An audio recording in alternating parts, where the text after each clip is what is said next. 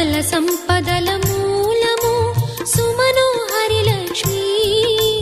శ్రీ చక్రవాసిని మాత శ్రీ విష్ణు ధర్మ పత్ని తనని నమ్మిన భక్తులకు దరిద్రమును బాపు కొలిచెడి వనితల కొంగులలో బంగారము నింపు అష్టలక్ష్ముల రూపున అవతారం దాల్చినది కష్టములను తొలగించగా భూమిలో వెలసినది లక్ష్మీదేవి కథా శ్రీ లక్ష్మీదేవి కథా లక్ష్మీదేవి కథా శ్రీ లక్ష్మీదేవి కథా।